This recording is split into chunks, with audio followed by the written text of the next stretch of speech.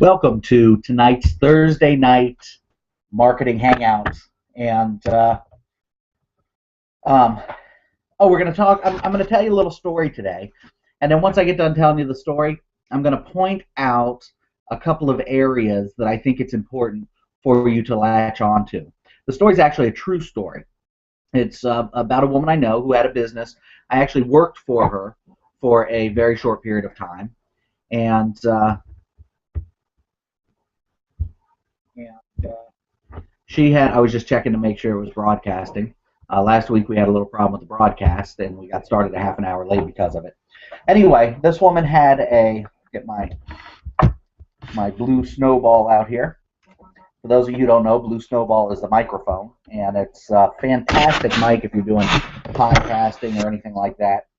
So, all right, so the woman who I was talking with used to work for. I worked for her for a very short period of time.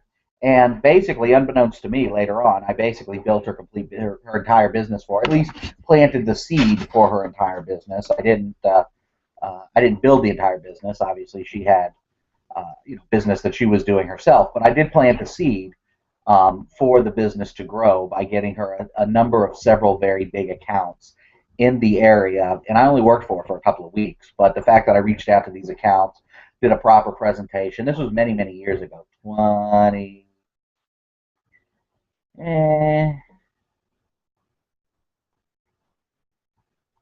22 years ago, 23 years ago, something like that. Anyway, the business exploded shortly after I left. Lest you think it didn't explode because I left. It exploded because I did things that nobody else had been charged with or willing to do, and as a result, those things kind of took fruition. However, I didn't. I left before I got a chance to take advantage of any of that. I was in my early 20s, and I wasn't making the money that I needed to be making in the very short term, so I went ahead and left. What can I say? Mistake on my part. Maybe, maybe not. Interestingly enough, the woman I'm talking about, her name's Terry. She's actually my wife's mother, so she's the goddess's mother. We don't. I don't want to get into the specifics, but let's just say that we don't speak very much with her. My wife and her did not have a good relationship, so that is what it is. However, we planted a few of these seeds and this business exploded. Now, there's a few reasons why it exploded. First, let me tell you what kind of business it was. What she did was she ran a staffing agency and for medical laboratory work. So in other words, if you're running a lab and you needed a phlebotomist, who are the people who draw blood, or you needed a lab tech, then you would call this company and you would say, I need a lab tech on Wednesday, or I need a lab tech on the night shift tonight, or I need a phlebotomist to go do some home draws, or whatever. Home draws are where you go to the home and draw blood. So however it worked, you would arrange to, whoever they needed, you would call this company, and this company would then send a temporary worker. It was a temp agency, but it was a temp agency specifically for phlebotomists and lab techs who worked who worked in medical laboratories. I don't know if you can hear my children in the other room. It's close to bedtime, so they're running around the house trying to stay out of bed. Anyway, the business absolutely exploded. Terry, when she opened this business, she was the first one who had to have a business like this in the area of Florida where we were at the time. And I became a salesman for her. So she was doing a little bit of work, but I became a salesman, and I went out and talked to some of the biggest labs in the area. She told me exactly who to talk to, exactly what to do. So I went out and talked to some of the biggest labs in the area. Well, little did I know that she hadn't even attempted to talk to anybody. Right? She made no attempt at all to talk to anybody. Well, within a matter of a month or so after I went and talked to some of these places, I didn't even do a great job closing them.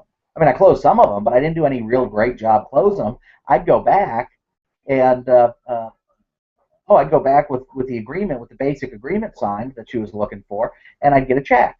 And for bringing the agreement back, I was 100% independently contracted. So they went within a month or so. She starts getting orders from these people who I went to see. Some of them didn't even sign a contract. I didn't get paid for the account. So some of them didn't sign a contract. Some of them did sign a contract. Uh, uh, and contract a contract is a much more formal word than I mean, it was just basically an agreement that she would do staffing work for the business. It wasn't even a proper contract with obligations on either side or anything. It was just an acknowledgement that they were willing to work with her, really. Um, so she starts getting these phone calls, and she starts sending people out. And it gets so busy that she has to hire and train phlebotomists. She's literally running it out of a corner of her.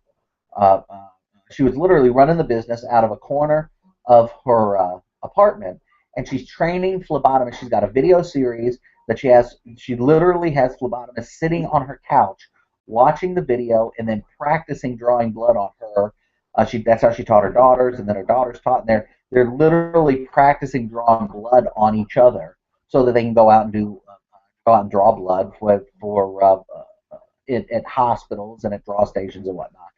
She gets a contract with a huge laboratory where they don't even want to run draw stations. They say, look, you run the draw station. The draw station is where you go to actually get your blood taken. So you run the draw station. We don't even want to mess with it. Just staff it, put the people in it, everything. We'll just pay you. So she's making a load of money. They're sending. I mean, this is a huge company. If I mention the company she was working with, you'd scratch your head because you absolutely positively, if you've been around this business at all, you know them, and almost for sure you've driven past one of their. If you live in the United States, I know some of our listeners here don't live in the U.S., but if you live in the United States, you have absolutely driven past one of these businesses. So they're everywhere. This lab business is everywhere. They want to get out of the draw station business and just be in the lab business. So they want her to be the place. They want her business to be the place where people go to get draws, and then she sends the stuff into the large company, and the large company then pays her for every draw. They're going to send all their people, thousands and thousands and thousands and thousands and thousands of people. If she just does what she says that she'll do, they'll send thousands of people to her, and they were paying her some ridiculous amount. I mean, they literally would have been paying her 5-6-figure checks every week at some point in the very near future of this relationship had she done what she was supposed to do. On top of that, she had huge amounts of staffing going on. So she had all the major hospitals in the area calling to staff with her. She had all the major laboratories calling for staffing when they needed a temp agency, when they needed a temp worker, they were calling to get staff people in. She had, I mean, the business literally exploded, and within short order, she actually was behind $100,000 in billing. $100,000 she was behind in her billing. And that actually is what led to there were two things that conspired to lead to the end of her business. One is the fact that she was $100,000 behind in her billing, and you can't continue to send bills in the following fiscal quarter in late, send a bill for last fiscal year in, and I mean they were paying them, but the companies were getting pretty pissed off about it. Understandably so. The accounting department would get kind of irritated because that screws up all the numbers. And some of these organizations are either public companies or they were private public partnerships, and so the accounting is important, right? So these things are important; they have to be done properly. There's protocols, ways to do it, so you can't just start sending bills willy-nilly. You've got to keep up on your billing. But understand something: these businesses paid. Okay, she wasn't working with Jimbo down the block who may or may not be able to pay his bill. She didn't need to collect a check up front. I mean, better that she could, but that's not the way the business worked. You get a phone call today, you have to send somebody out today. They can't have a check waiting for you. You got to send an invoice in. But it was not an issue. See, these businesses were working with temp agencies already, the hospitals And the hospitals and the medical field work with temp agencies on a regular basis already. It's something they're already familiar with. So getting paid wasn't an issue. You just had to stay up on the billing, and she didn't. So she ended up losing the business. I'll tell you the end of the story right now. But she ended up losing the business because she couldn't keep up, or she didn't keep up with the billing. But so where were we at? Okay, draw stations. One of the biggest hospitals in the area starts telling her, look, we have all these people who have to go.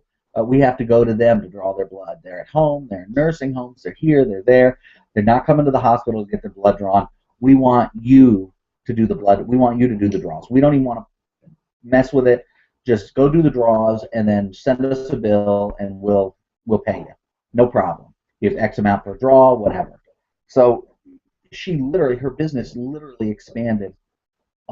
I mean, rapidly. There were some other things she was doing too, with helping doctors set up in-office labs, which, I mean, if you know anything about the medical business, the insurance companies put an end to that quick, because when the doctor would write lab scripts and then they had to go outside to go do the lab work, they would write, I don't know, 4 or 5 a week or whatever.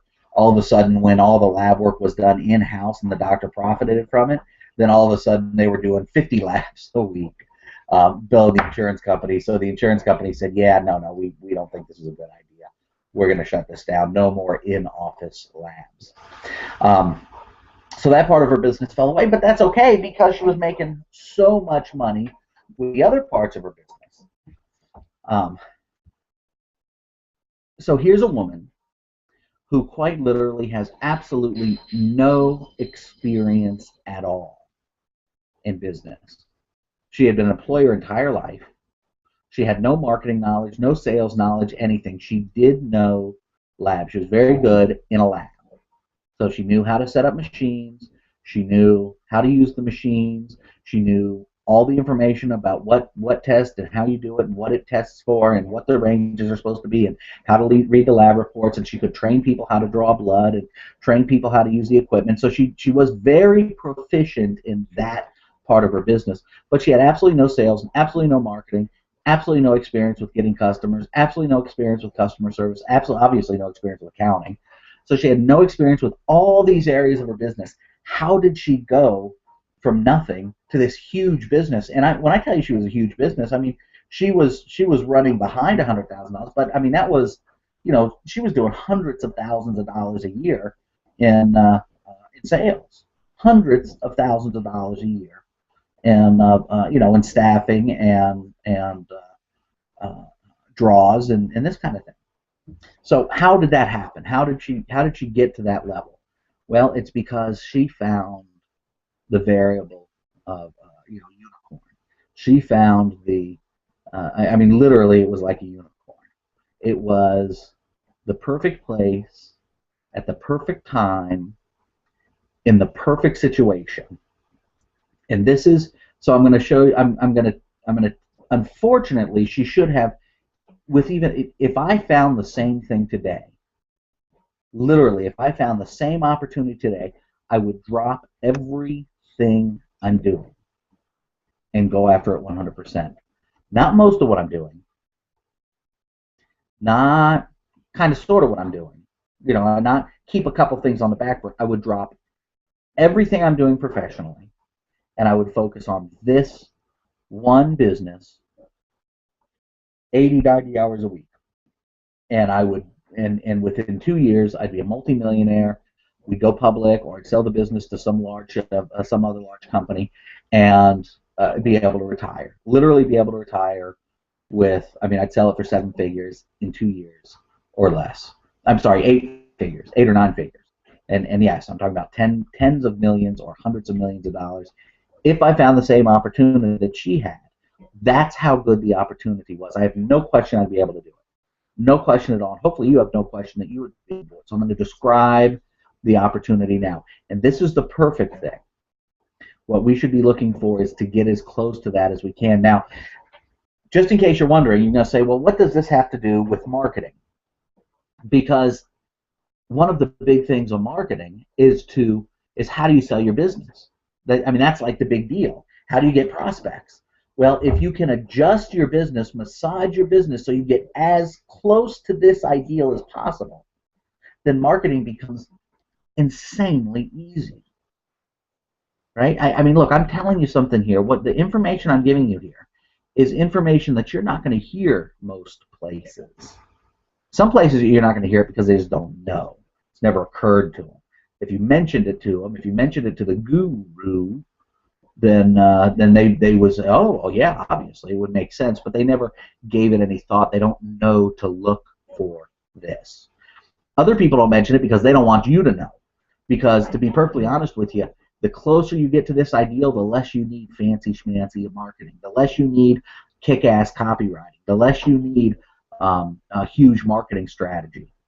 All those things can be helpful, but you don't really need them. If you get close enough to this ideal, you don't really need all that stuff. You can do this yourself. So a lot of marketing guys won't tell you because they don't want you to know that you need to be looking to massage your business and massage your offer in order to get it as close, in order to structure your business so that it falls as close to this ideal as you can. See, so a lot of people don't know that.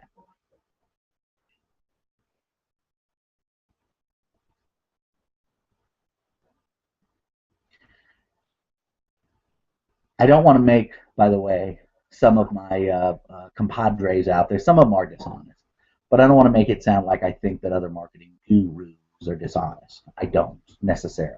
I don't necessarily think they're honest either. But I do think that they're going to teach you what's in their best interest. Now, you see, I do marketing. I mean, I do teach marketing. I am a marketing strategist.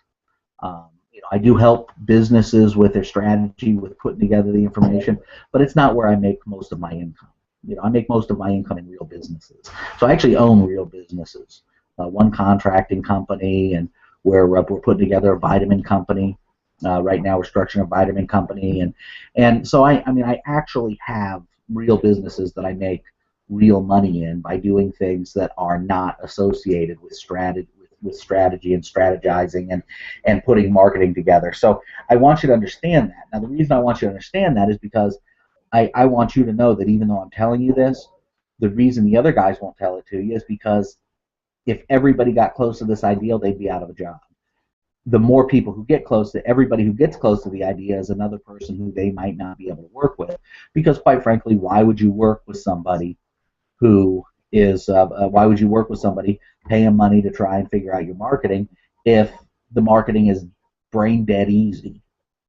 So, all right, we're going to drop that for right now. I think I've said enough about that. So here's the ideal situation. She found the proverbial unicorn. And let me explain it to you. She found a business where there was a massive need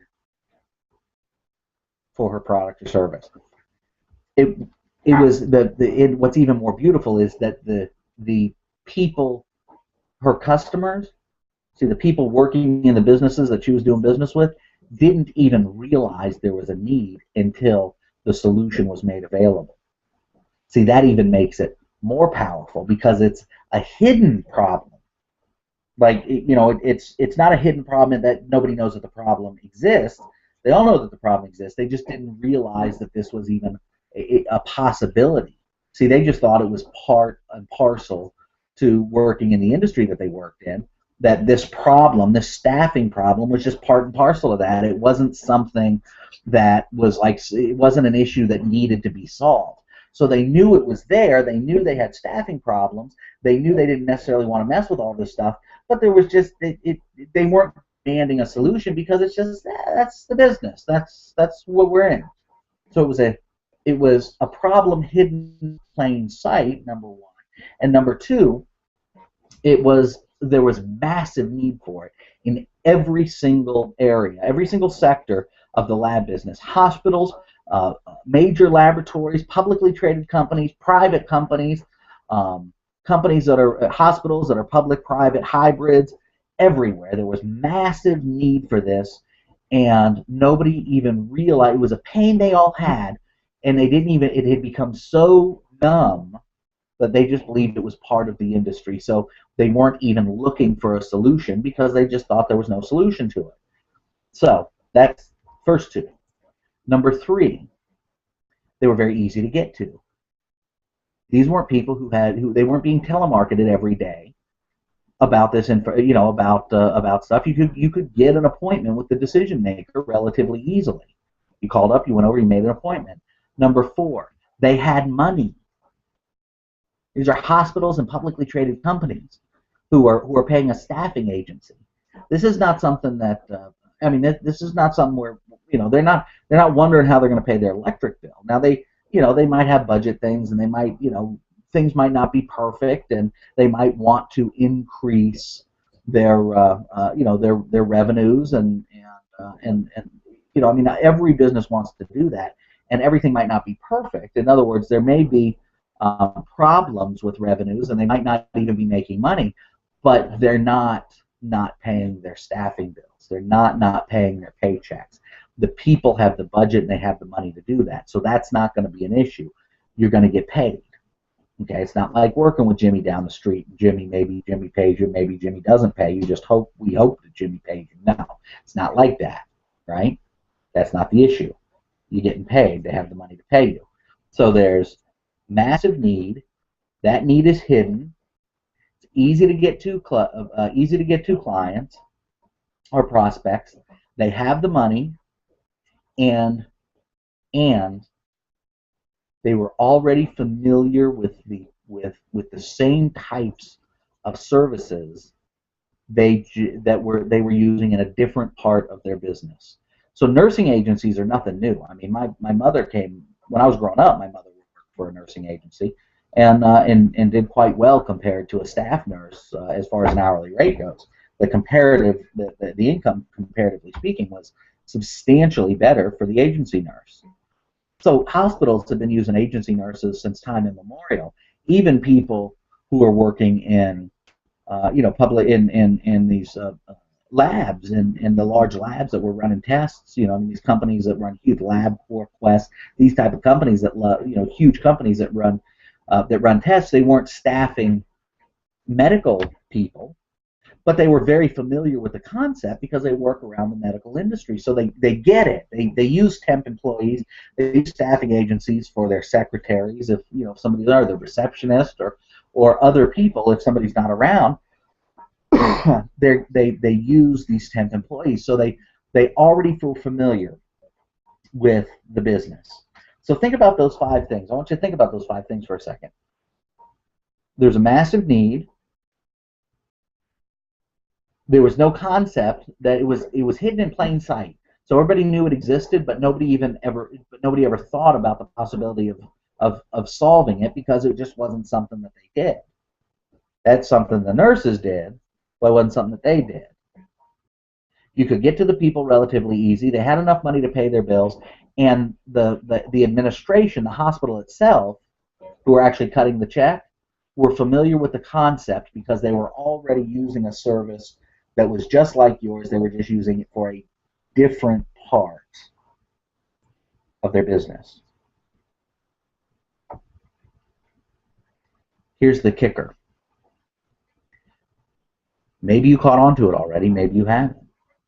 But because it was a hidden need, because it was a hidden pain, was hidden in plain sight, she had no competition for 2 years. This woman who had no sales and no marketing experience, who had absolutely no idea whatsoever how to do customer service, how to do accounting, how to build a business. She had no ideas of the fundamentals.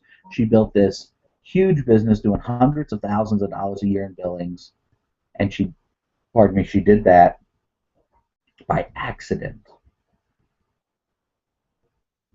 because there was no competition. That's number 6. There was a massive need, and everybody was happy to use the service. Everybody was familiar with the service. They were all paying their bills if she would send them a bill.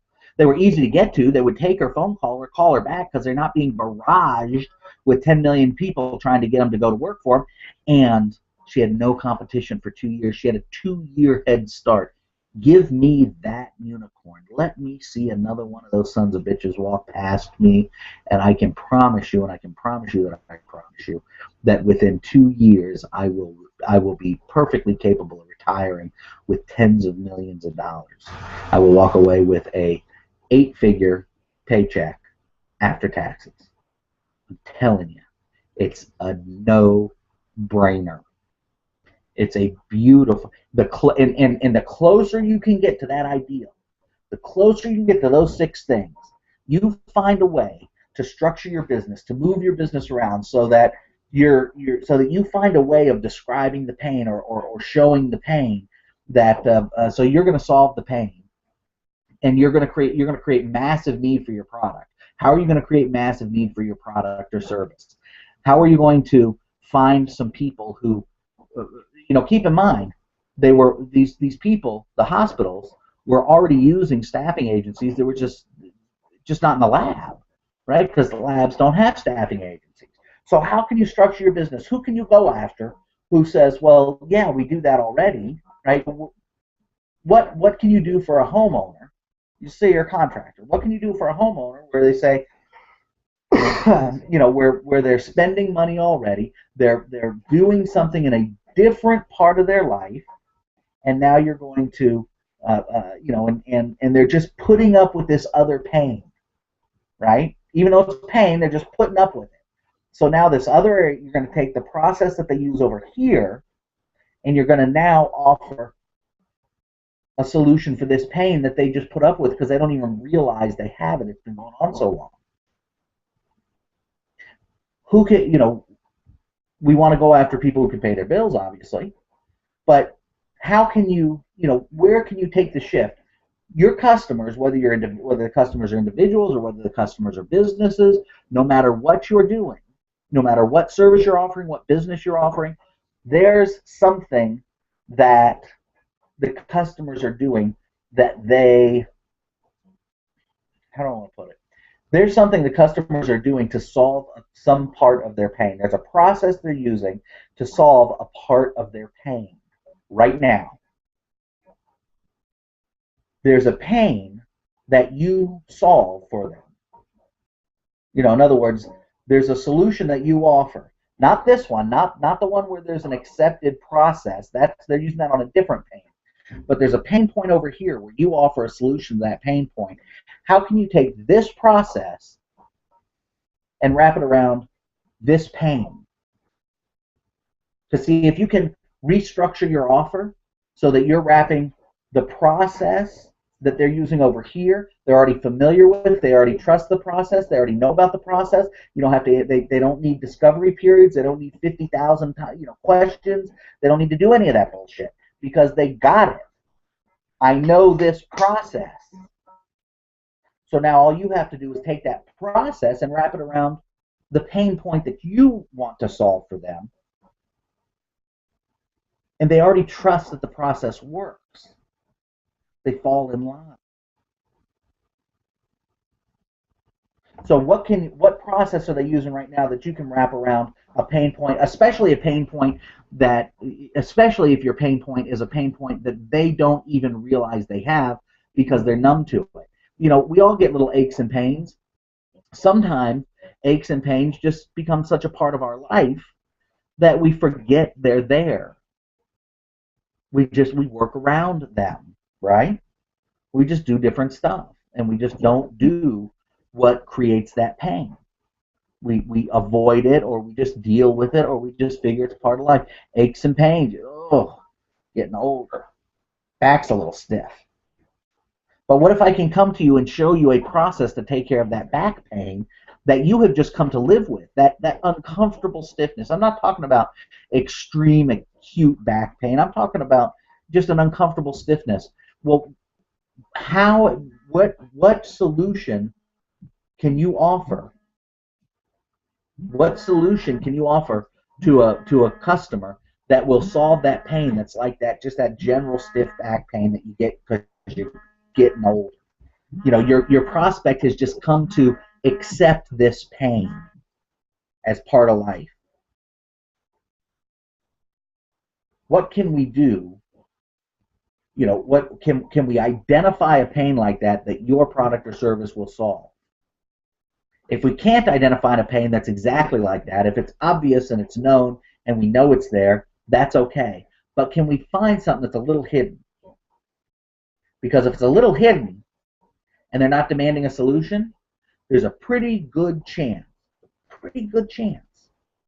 that they're not being offered a solution.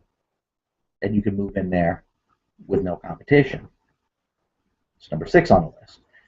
But even if that's not the case, even if the pain point is obvious, transfer the process over from a process they trust, boom, transfer it over, and you'll love the outcome.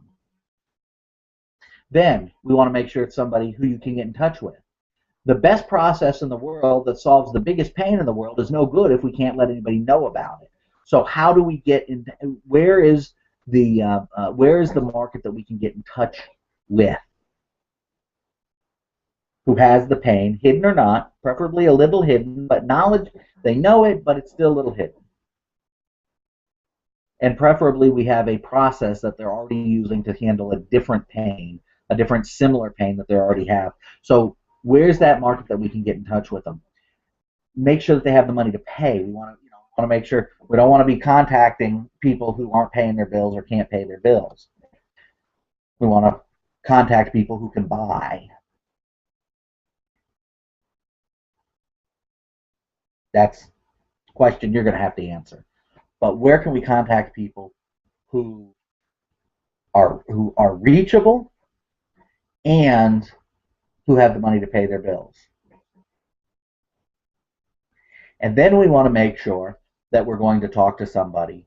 And then what we want to do is we want to position ourselves in a way. We want to stake out an area of in the marketplace, because it's very rare that there's truly no competition. Now, in Terry's case, there was no competition. It was done. But that's a very rare situation. So what we want to do is we want to describe our company in such a way as to make sure that we appear unique in the marketplace. We appear, not necessarily that we are, but that we appear to be in a place where there's no competition. I hope that makes sense to you. And that's a trick. Now, it's a wonderful trick. If you can get it done, it's a wonderful way of approaching this, because what it does is it makes it appear as if you have no competition. It makes it appear as if nobody else is around, and you are facing the in other words, you become the only solution for your client. You become the only solution for your prospect. And when you become the only solution, it's a beautiful position to be in. Price flexibility begins, right? You start being able to charge more for the same products or services that your people are using right now, that they're getting from somebody else, but you're able to charge more because they perceive that your products work better, work faster. They perceive your products are for them, your services are for them. Beautiful position to be in. And it's a far more defensible position than actually truly having no competition. So you see, when this lab staffing agency, when they didn't have any competition for 2 years, but somebody eventually said, hey, wait a second, because now here's what happens. The marketplace becomes familiar with the pain that they're having, and then they're not satisfied with the service they're getting from the one company, so they start demanding another solution, and you can bet your bottom dollar an entrepreneur will slide in there, and they'll grab that solution, and they'll run like hell with it. Okay, so that's what we're going to do today for our Hangout. Let me just make sure that no new questions have come in. Doesn't look like it. I've answered everybody's questions from last week via email, so maybe I'll start doing a 5-minute segment, because I end up answering the questions via email and not on the air. So maybe I'll just do a 5-minute segment from now on where I start doing